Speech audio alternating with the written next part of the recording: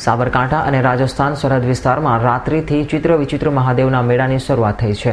ત્યારે આ મેળામાં આદિવાસી લોકોએ પોતાના પરલોક સિધારી ગયેલા સ્વજનોને યાદ કરી રોઈ રોઈને વાતાવરણ ગમગીન બનાવ્યું હતું। તો યુવાન યુવતીઓ અહીંથી પોતાના લગ્ન જીવનની શરૂઆત કરી હતી। જોઈએ અમારા આ એક વિશેષ અહેવાલમાં। મેળો શબ્દ કાને પડતા જ આપણી આંખો સામે ચકડોળ, મોજ માણતા લોકો નજર સમક્ષ તરવરી ઉઠે। પણ ગુણભાખરીના મેળામાં છે આનાથી કંઈક વિરુદ્ધ। આકુળ વ્યાકુળ અને સાબરમતી નદીના તટે પોક મૂકીને રડતી આ મહિલાઓ પોતાના સ્વજનોને યાદ કરી આંસુ સારી રહી છે। સાબરકાંઠા જિલ્લાના ખેડબ્રહ્મા તાલુકામાં આવેલા ગુણભાખરી ગામે દર વર્ષે હોળી બાદ ચિત્ર વિચિત્રનો મેળો ભરાય છે। ત્યારે છેલ્લા એક વર્ષ દરમિયાન ગુમાવેલા પોતાના સ્વજનોને યાદ કરી મહિલાઓ તેમના નામનું છેલ્લી વાર રડી અને નદીમાં નાહી લે છે।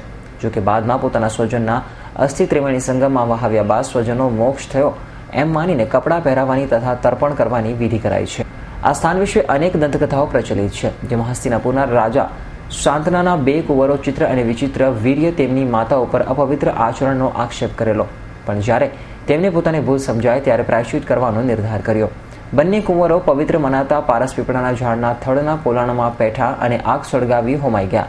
આ પાપમાંથી મુક્તિ મેળવી જ્યાં બળી મર્યા તે આ જ ત્રિવેણી સંગમ, જ્યાં હાલ પારસ પીપળાની જગ્યા એક મોક્ષાસી મૂર્તિ ડેરી ઊભી છે, જ્યાં બિરાજેલા આ મહાદેવને અહીંની પ્રજા ચિત્ર વિચિત્રના મહાદેવના નામથી ઓળખે છે અને એમની સાક્ષીએ 8 વિધિઓ કરાય છે।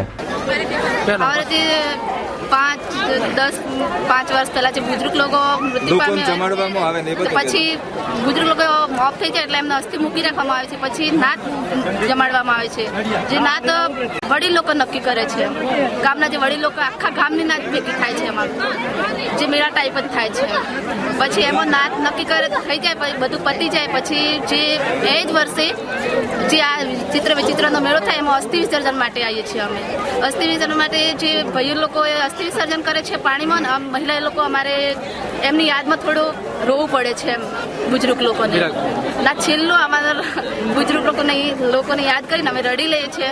આ પછી અમે અમારે કોઈ રહેતું નથી, છેલ્લે આ અસ્થિ વિસર્જન હોય છે। જોકે ત્રિવેણી સંગમના ત્રિભેટે બિરાજેલા ચિત્ર વિચિત્ર મહાદેવના આશીર્વાદથી અહીં વનવાસી લોકો માત્ર મૃતક સ્વજનો માટે શોક જ પ્રદર્શિત નથી કરતા, પરંતુ અહીં પ્રેમના અંફરો પણ ફૂટે છે। રાજસ્થાન તથા સાબરકાંઠાના યુવક યુવતીઓ આ મેળામાં બંધાય છે પ્રેમના તાંતણે। હા, આ મેળામાં જો કોઈ આદિવાસી યુવકને કોઈક આદિવાસી યુવતી પસંદ આવી જાય તો તેને પાન કે ચવાણું લઈ આપે છે। અવારનવારની મુલાકાત અને પ્રેમની પરાકાષ્ઠા પછી વાલીઓ સંમત થાય તો ઠીક છે, નહીં તો છોકરી ભગાડી પોતાના કોઈક સગાને ત્યાં સંતાડી દે। ત્યાં કૂવા પરથી પાણીનું બેડું ભરીને લાવે તો તેની સંમતિ છે તેમ માની લેવામાં આવે છે અને બાદમાં ઘી વિનાના ઘઉંનો લોટ અને ગોળમાંથી બનાવેલું ચૂરમું વહેંચે છે। જોકે યુવક અને યુવતીના સમાજને સાક્ષીએ લગ્ન પણ થોડાક જ સમયમાં લેવાઈ જાય છે। તો અહીં આવેલા લોકોના જણાવ્યા અનુસાર આના દિવસે અહીં 100 થી 150 યુવક યુવતીઓ પ્રેમના સંબંધે બંધાયેલ લગ્ન ગ્રંથિથી જોડાશે। અહીંયા આજે ક્ષેત્ર મેળો હે ઓમાં જે ક્ષેત્ર મેળો હે એ દિવસ બધા આ પબ્લિક ભેગી થાય તે વખતે દીકરી એ કુંવારી અને દીકરો એ કુંવારો એ આ એકબીજા જોવાથી અહીં સંબંધ અહીંયા થઈ જાય। લગ્ન તો કોઈ એક એના ટાઈમે થાય પણ સંબંધ પૂરો અહીં થઈ જ ગયેલો ગણાય। નાસી જવાનું પેલું ભાગી જવાનું નાસી ભાગી તો સાહેબ જે મેળા વચ્ચે અહીંયા નક્કી કરીને પેશન્ટ એના ભગવાન ઘેર જતા રહે પોતપોતાને ઘેર સમાજની રીતે પેશન્ટ એ જોઈએ કે લગ્ન જ કરવાનું રહે। લોકમેળાઓના સ્વરૂપે દિવસે દિવસે બદલાઈ રહ્યા છે, પણ સાબરકાંઠાના જિલ્લામાં ભરાતા આ મેળાએ પોતાની પરંપરા આજે પણ જાળવી રાખી છે।